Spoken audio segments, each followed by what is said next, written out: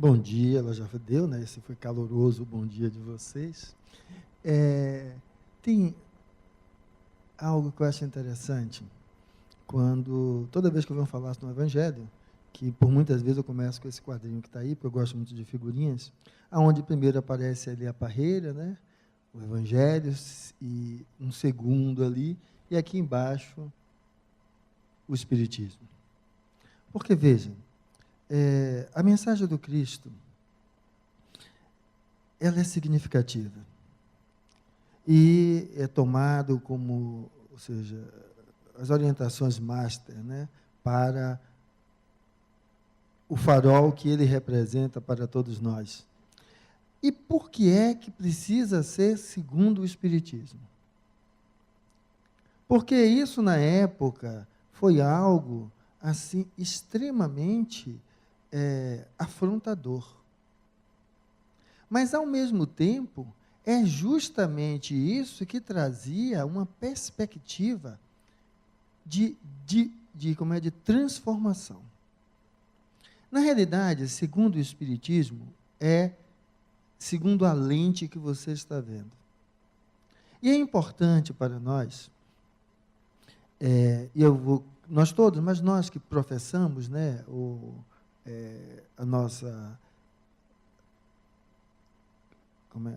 professamos a nossa fé no sentido de abraçar a doutrina espírita, se de fato estamos lidando com a vida a partir desse olhar.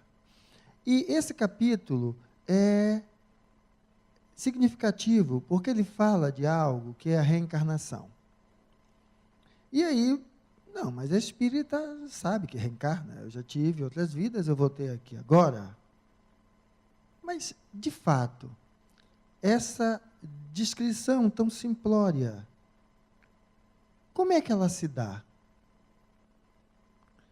E aí é que é a diferença. Você sabe como é que a gente identifica um espírito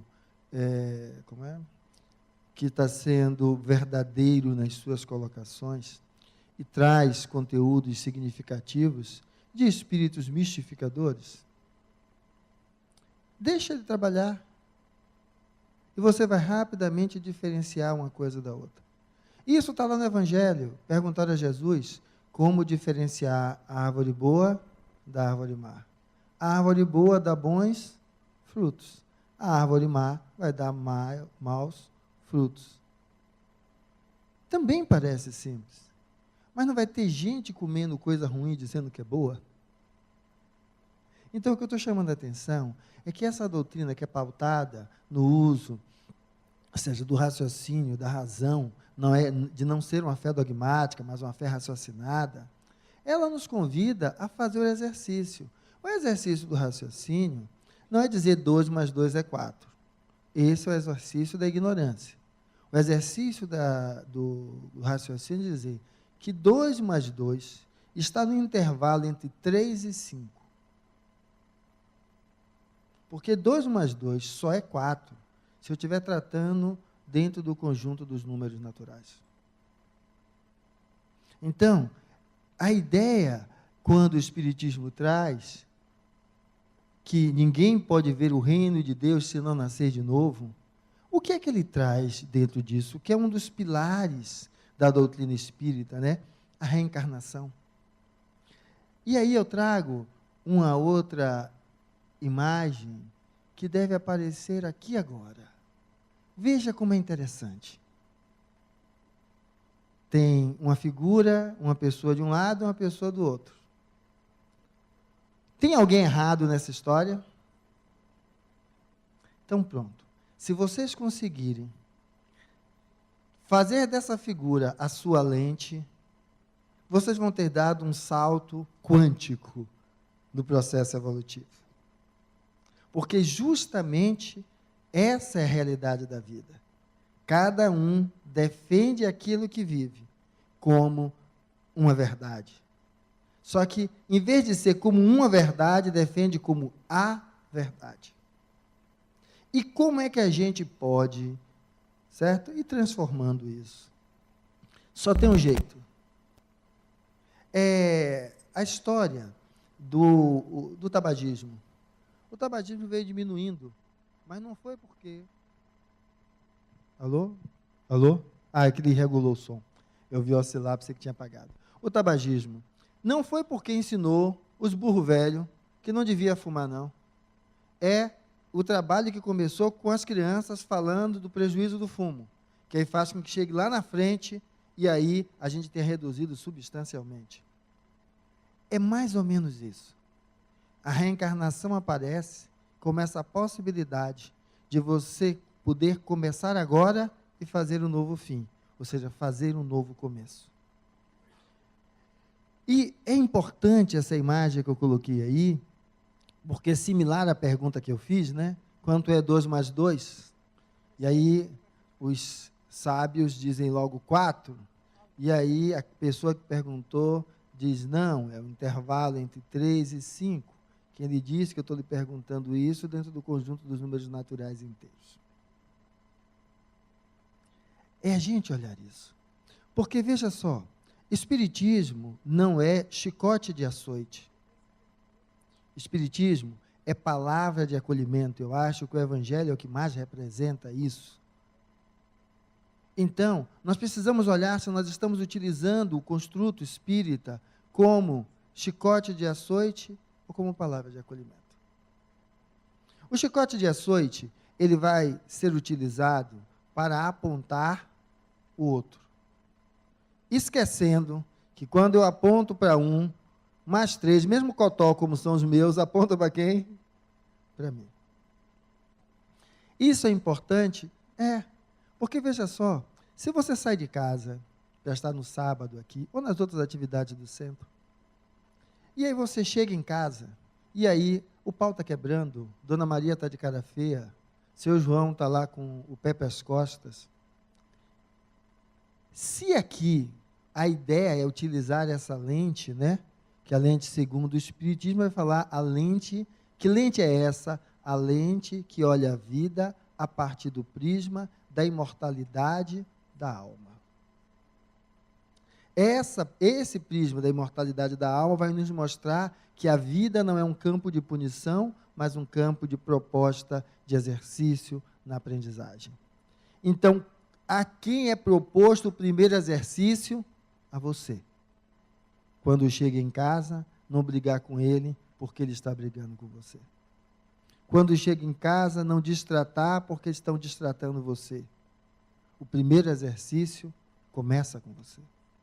Mas aí alguns vão dizer, mas eu não sou irmã Dulce, muito menos Madre Teresa de Calcutá.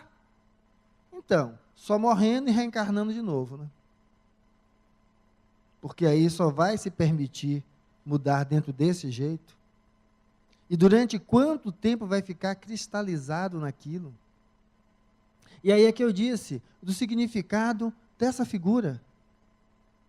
Ou seja, você se permitir olhar aquilo de uma outra forma. Então, a necessidade de nascer de novo é dar a si essa perspectiva.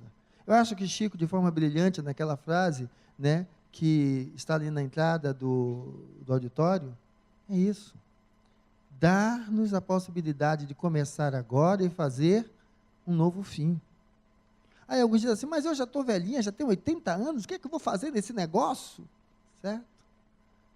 Quem tem 80 anos é meu corpo. O corpo físico que eu estou utilizando. Eu, espírito, não dá para contar o tempo da minha existência.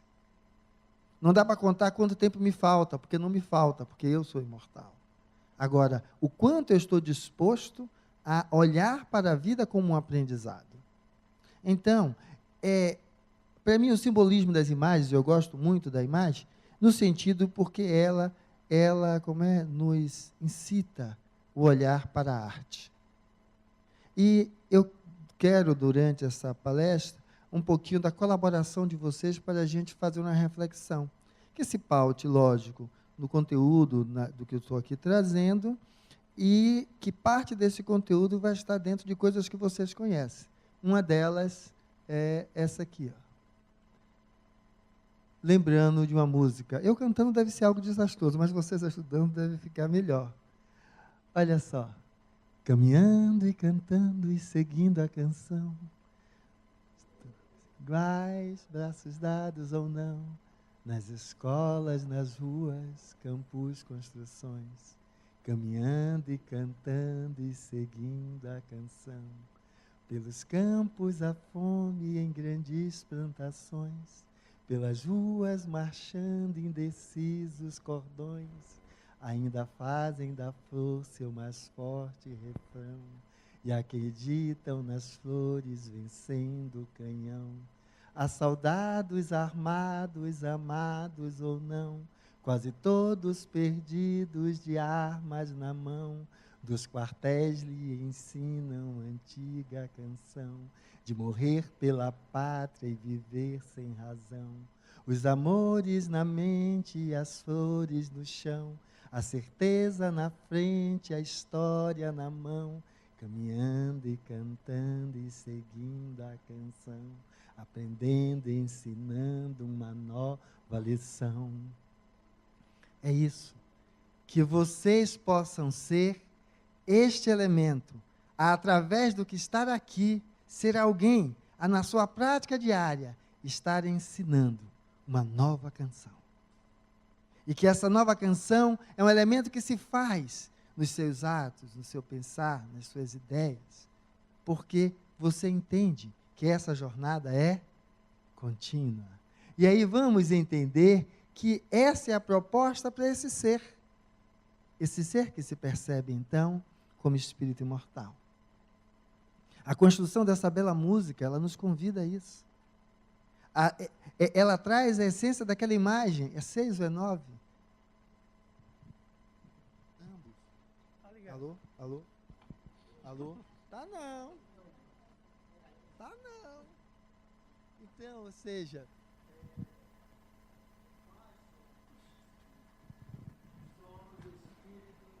imortais. Aí o que é que nós precisamos fazer? Vamos buscar caminhar um pouquinho mais, talvez buscando esclarecer. Porque o sentido de nascer de novo, ninguém chegará ao reino se não nascer de novo, é se não abrir em si essa porta do renascimento que acontece a cada despertar. E esse espírito, na realidade, a gente não pode ficar vivendo como se essa vida fosse a vida plena, a vida do espírito. De novo. A vida do espírito, que às vezes vamos entender que a dimensão espiritual é essa dimensão etérea. Não. Aquele dito ser que estava ali, todo iluminado, no azulzinho tão bonitinho, que agora está aqui do lado, que agora vocês vão reconhecer melhor. E que agora vocês vão poder reconhecer melhor ainda. Não dá para falar de espírito imortal sem enxergar a mim. E é enxergar o que eu sou. Essa pessoa com 3 dedos cotó e os 2 inteiros. Porque não é possível fazer uma proposta para a vida e ela seja sólida, que ela não parta daquilo que você é. Então, o que é a dimensão espiritual? É aquilo no que o espírito está vivendo. Então, agora aqui, a dimensão espiritual é essa vida que eu estou vivendo. É isso que eu estou fazendo. Não existe uma vida espiritual para eu cultivar lá no mundo etéreo. Não, porque no dia que Fernando morrer, que é o personagem através do qual eu me expresso hoje, esse corpo volta para a Terra. E Fernando acabou. Por quê? Porque esse personagem acabou. Eu vou retornar com outro personagem, um outro nome. Agora, lógico, a individualidade permanece. Só que qual é a individualidade que permanece? Aquela que eu cultivei. Então, que individualidade é esta que você está cultivando? Para nós entendermos melhor, sabe o que é que acontece aqui na quarta-feira, às 8 horas? O trabalho de desobsessão. E o que é isso? São pessoas, gente como a gente, que está com a vida cristalizada em um momento de sua existência, ou em uma postura frente à vida. E aí vem aí, para poder então ser atendido, despertar e dar seguimento ao seu caminho e à sua vida. Será? Será que nós não podemos fazer isso a partir de agora? Será que a proposta espírita não se a proposta espírita ela pode transformar-se de, em vez de ser o hábito de decorar páginas, linhas, números de livros, de informações, seja integrar essas informações, certo? Como aprendizado, transformando o saber em sabedoria. Porque essa é a proposta do renascer de novo. Essa é a proposta do renascer de novo. E aí, então, vamos olhar para esse corpo e sermos responsáveis com ele. Porque quem é responsável com este, é responsável com as outras coisas que vão fazendo. E quando eu digo isso, é porque, se lembra que eu falei do cotó. É porque, assim, não adianta eu ficar imaginando, certo? Uma perfeição crística. Não. Eu tenho que partir daquilo que eu sou. É daquilo que eu sou. É aonde que eu sou que eu entendo que eu tenho limitações, mas eu não me atenho a me manter nas limitações, que é isso que é sair da cristalização. Eu as enxergo e me proponho dar passos. Me proponho dar passos adiante. E aí, então, é possível eu fazer uma mudança e, lembrando do resto, da continuidade daquilo, então vem. Esperar não é saber, quem sabe faz a hora, não espera acontecer. Então vem, vamos embora.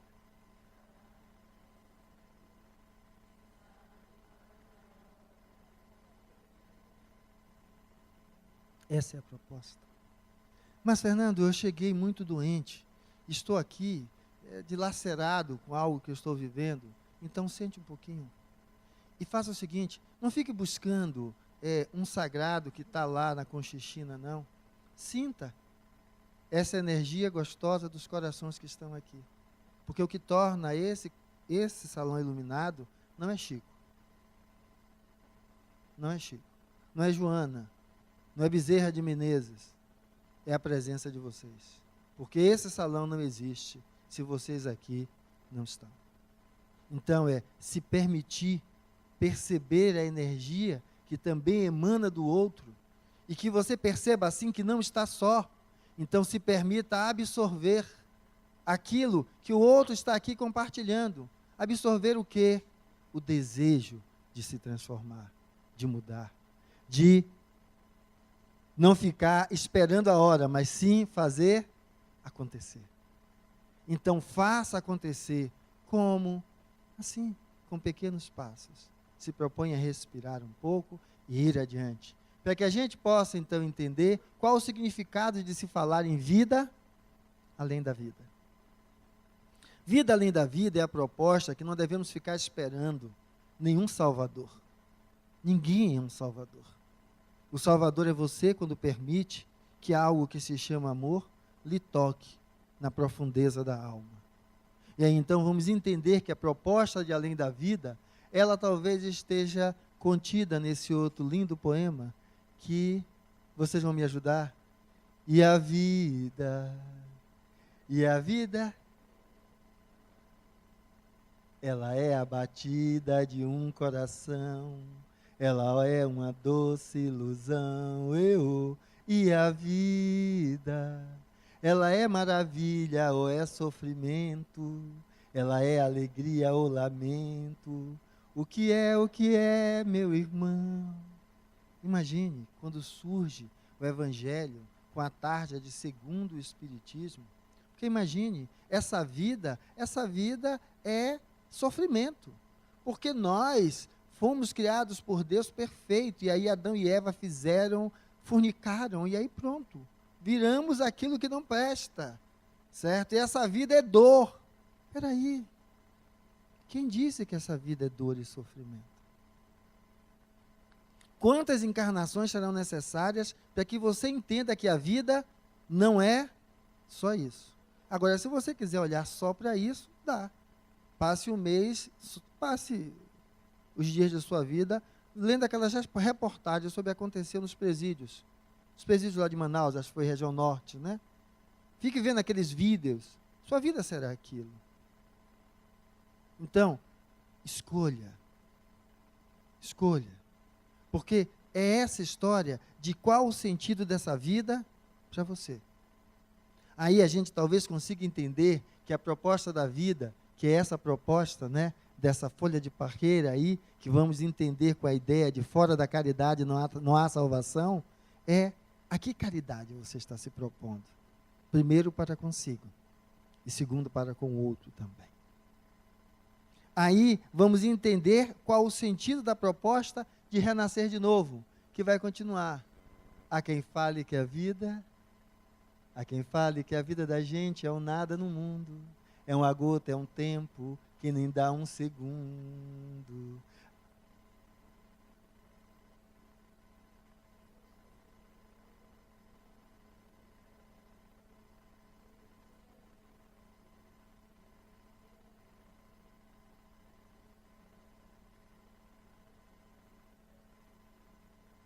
Agora a gente pode continuar assim. Eu fico com a pureza da resposta.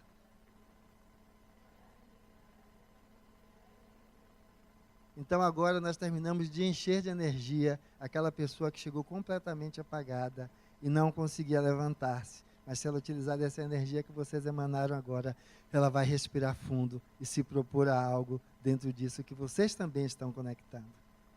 E aí vamos poder passar a entender quando Paulo diz, tudo me é lícito, mas nem tudo me...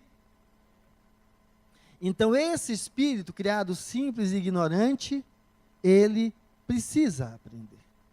E aí vamos olhar como algo é interessante, que isso não acontece como mágica. Isso começa com uma plantinha, e você vai regando todo dia. Então, ao acordar de manhã, olhar para o espelho e ver aquele espírito magistral que é você, que às vezes está com a cabeça enterrada lá embaixo, você olhe e busque nutri-lo de algo que ajude ele a ganhar essa energia, levantar a cabeça e ir em frente. A primeira coisa que você precisa fazer é levantar a cabeça, olhar para ele e dizer, eu acredito em você. Se você aprender a fazer isso a cada dia, você já deu outro salto quântico, aproveitando essa encarnação e reduzindo múltiplas outras para entender isso. Porque Jesus foi capaz de fazer isso. Ele disse, se tiverdes fé do tamanho de um grão de nós, e disser essa montanha, mova-se, ela se moverá.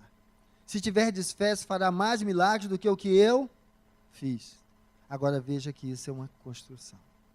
Então, a proposta, ela nos convida a responder, somos de fato espíritos?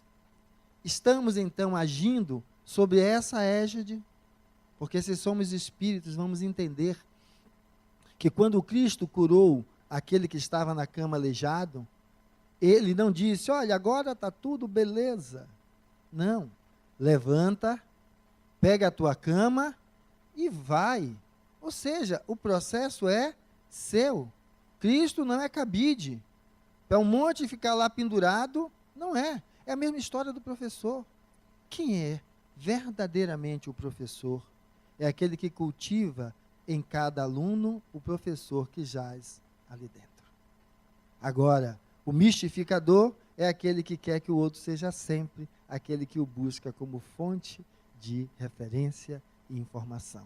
Ou seja, ele não motiva o outro a superar a si mesmo, mas sim o outro a continuar submisso para que ele ali possa reinar. E isso que eu estou falando do professor, vamos olhar os nossos filhos dentro de casa, os nossos irmãos. Como é que a gente está lidando com eles, querendo incitar nele esse laborar do próprio aprendizado, na própria experiência do que faz, ou castrando? Não, Fernando, mas eu sou bem tranquilo, eu sou um espírita já há 20 anos, eu tenho um coração maravilhoso, então eu sempre desejo que as pessoas despertem. Tanto quando eu venho dirigindo, alguém vai lá e me corta, e aí passa na frente, eu já não falo nada demais, eu só digo a ele, que Deus lhe dê em dobro tudo aquilo que você me deseja. Muito evoluído assim.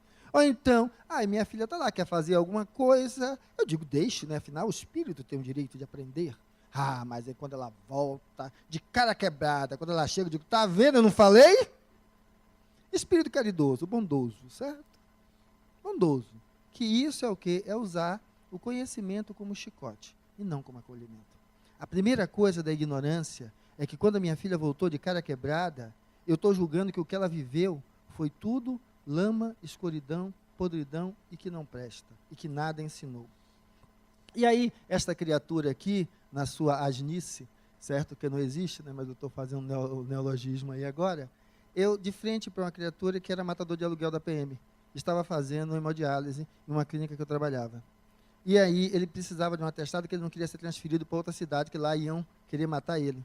Mas ele tinha direito de continuar aqui, não era nenhum favor, não era nenhuma transgressão dada a ele, porque era de fato o direito dele. E aí eu fui, fiz, né, o atestado. Aí quando eu falei isso ontem, o colega fez assim, você já fez pensando em livrar a sua, né? Porque ele, ó... Eu disse, eu não posso dizer que isso não tenha passado pela minha cabeça, mas não foi o que ficou. Porque ele tinha direito, né? Apanhei, dei. Uma pergunta que eu me fiz é, eu estou fazendo alguma transgressão, né? Por causa disso, mas apanhei e dei lá para ele.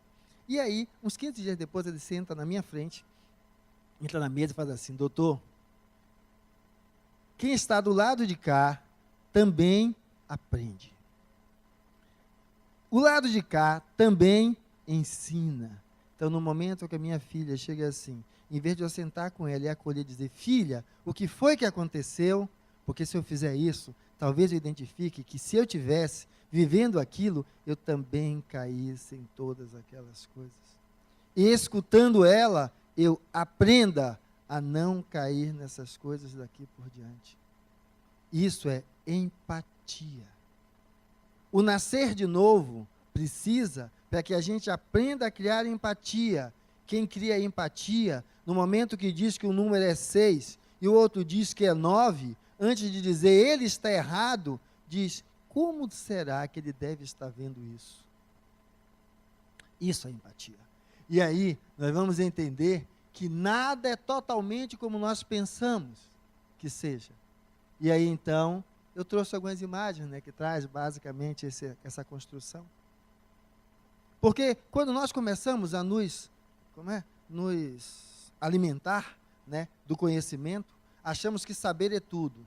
Saber é ignorância também. Saber só deixa de ser ignorância quando se transforma em sabedoria. Porque saber que acorrenta e não liberta não é saber. E aí vamos perceber que precisamos abrir os olhos. E isso que eu estou configurando nessa figura é quando você chega em casa, que encontra aquele problema que você largou.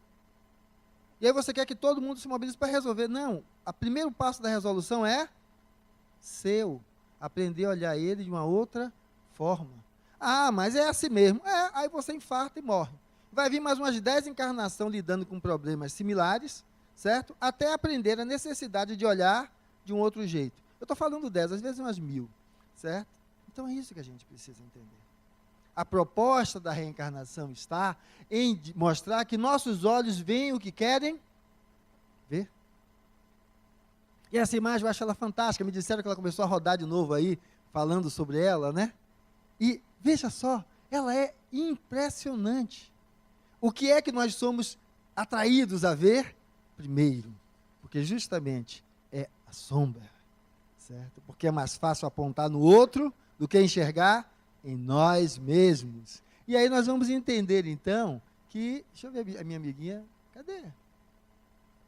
Certo? Quem está aqui, na realidade, é ela.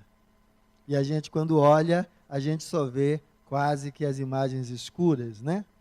Então, isso é a vida. Ou seja, você está olhando para o seu parceiro, para o seu filho, para o seu vizinho, para o seu colega de trabalho, para o seu chefe. Onde o que você está vendo é a sombra. Então, isso que você faz para fora, você faz também para dentro. Se lembra que eu falei em acordar de manhã, olhar o espelho, e aí tá todo para baixo e não conseguir se levantar e dizer, eu acredito em você? É porque quando você não acredita mais em você, é porque você só está vendo a sombra que aí existe. E mesmo esta sombra, você está vendo ela de uma maneira extremamente negativa. Porque veja só, um outro poema que sirva para a gente. Quem espera que a vida pode até ficar maluco ou morrer na solidão.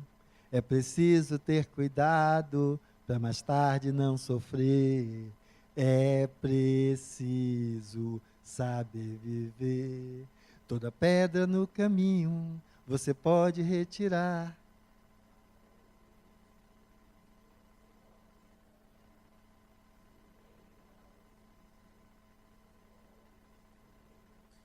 É preciso saber viver.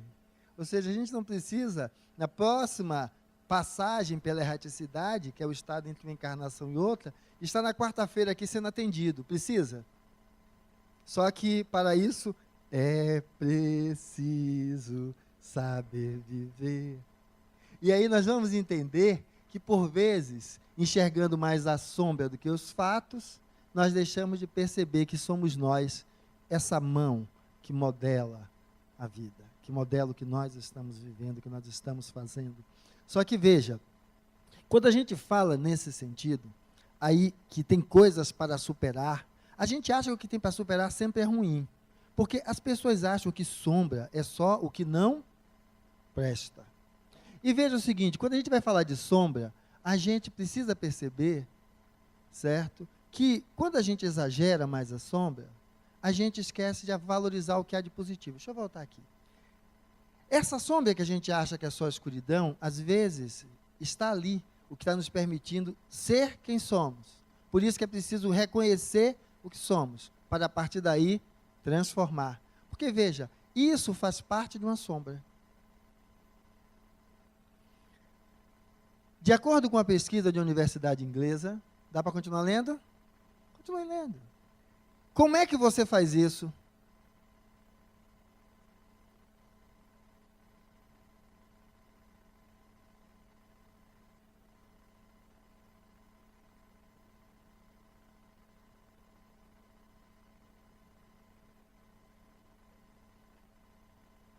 Show de bola. Ou seja, os nossos automatismos, certo? Que aí vamos agora, eu vou dar um outro nome, quer dizer, fazer uma outra correlação. Os nossos instintos não são feitos para ser exterminados. Como há anos atrás tinha uma guilhotina para decepar o falo. Ou seja, para não ter o desejo sexual, tira o pinto que resolve o problema. E quem disse que está no pinto está na cabeça.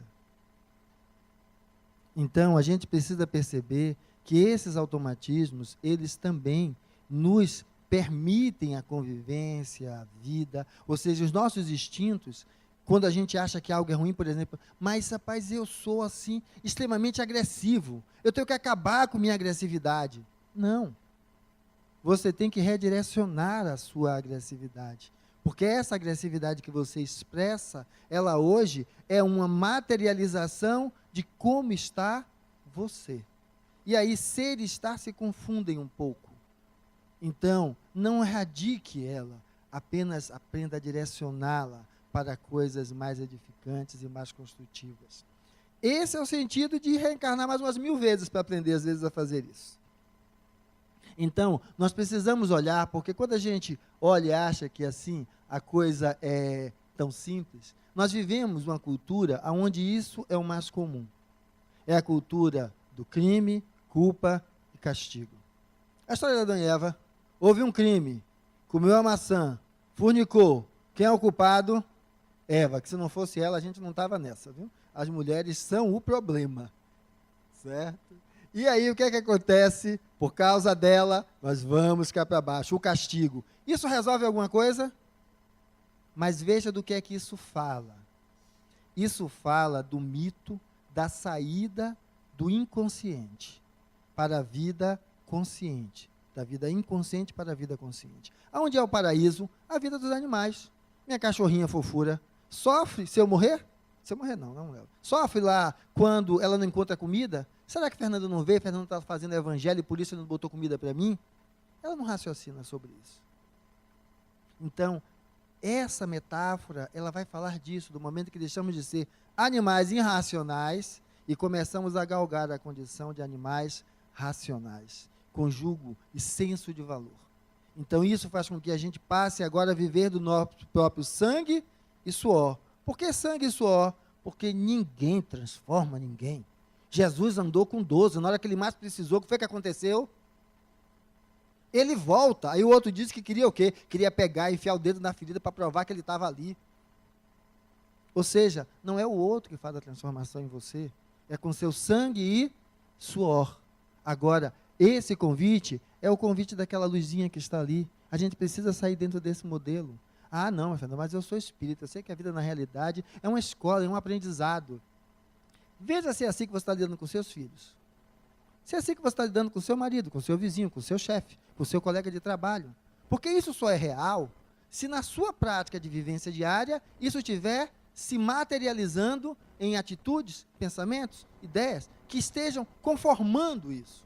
Então, a gente começa a perceber que essas sombras que se fazem mais visíveis do que a luz, elas vai mais ainda um pouco do que o que a gente pensa.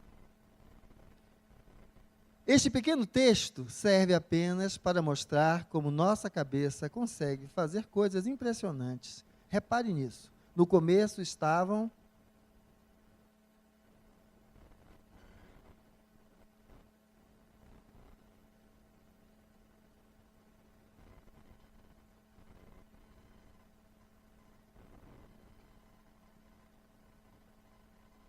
há um código dentro de cada um de nós.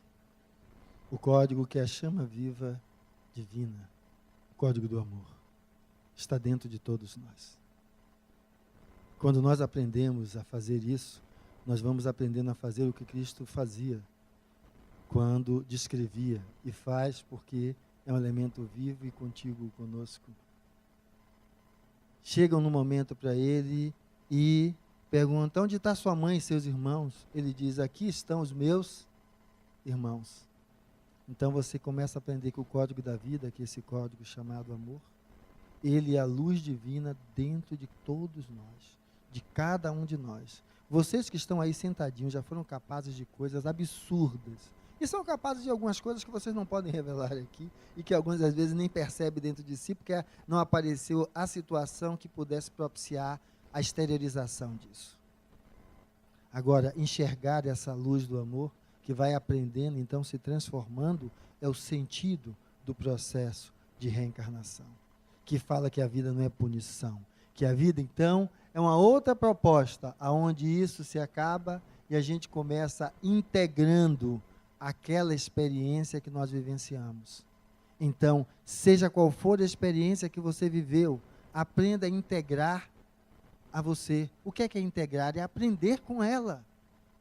Aprender com ela. Aí então vamos estar dando um outro sentido, e aí vamos entender que é isso que naquela primeira imagem que eu mostrei, ele ganha sentido agora. Quando eu integro aquilo que aparentemente me fez mal, ele me fortalece. Então Nietzsche já dizia: aquilo que não me destrói, me fortalece. E como és imortal, nada lhe destrói. Tudo lhe fortalece. Mas como? Tudo vale a pena quando a alma não é pequena. Então, não deixe nada, nem ninguém, reduzir o significado da sua vida para você. E aí vamos entender o sentido do amor, que é paciente, benigno, tudo espera e tudo suporta. Esse elemento de transformação que nos convida, então, a não ficar cultuando apenas imagens. Imagens que foram capazes de fazer o quê? O que a vida está lhe convidando. Pessoas ilustres e fantásticas. Todas elas trazem um pouquinho daquilo que nós olhamos como luz no final do túnel. E a pergunta não é você ficar cultivando essas figuras.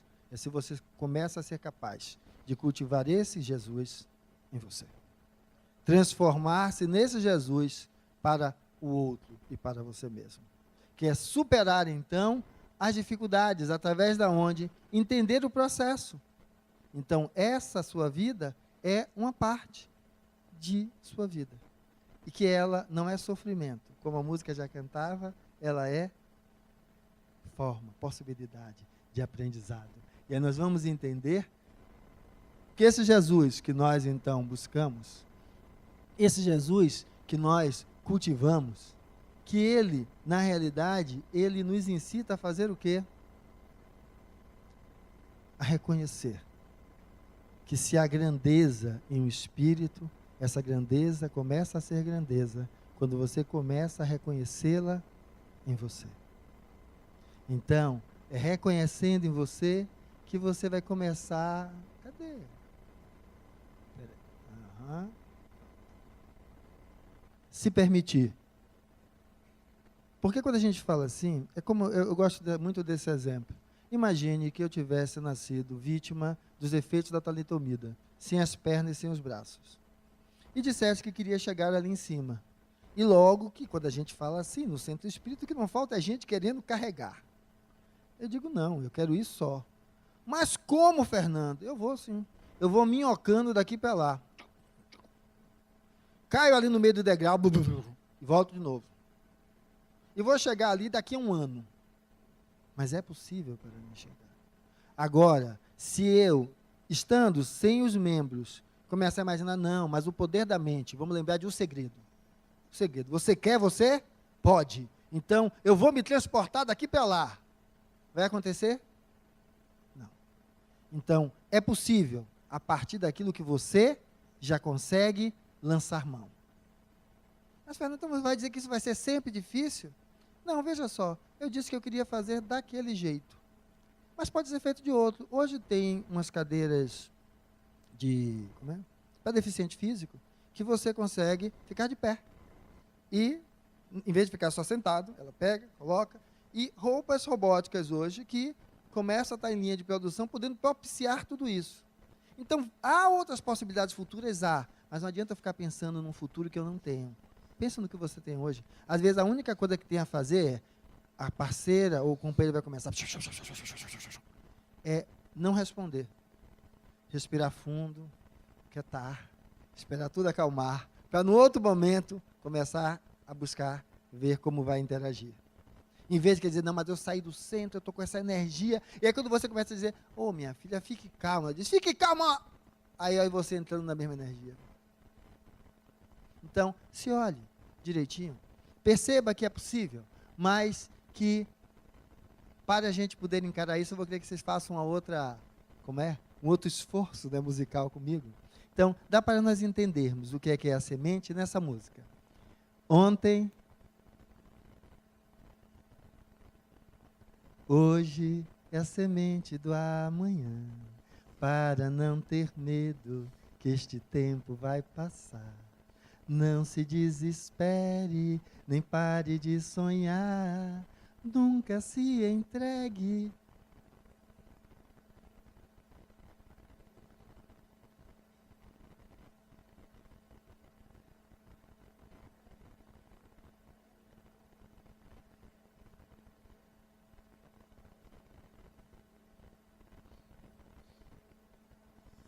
Vamos lá fazer o que será. Então, nós renascemos todo dia que acordamos do corpo. A gente dorme, quando acorda estamos voltando ao corpo físico. Voltando a essa possibilidade de experiência de convivência com desiguais, mas semelhantes. Então, essa é a proposta. Porque às vezes você cristalizado hoje como está, amanhã não vai ter a chance de dar um beijo naquela face envelhecida, que foi aquela que lhe colocou no mundo.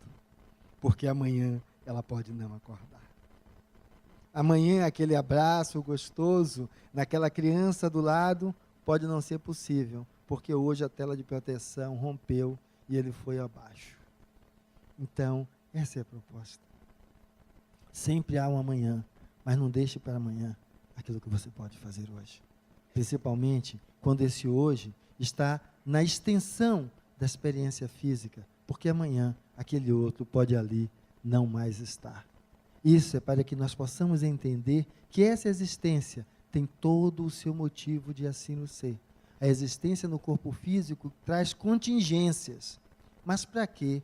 Para domesticar o próprio espírito, que ainda na ignorância, na rebeldia, não consegue lidar com todo o potencial que nele há.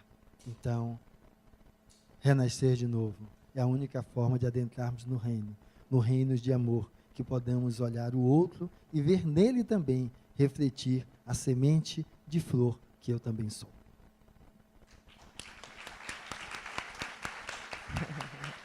Nós agradecemos.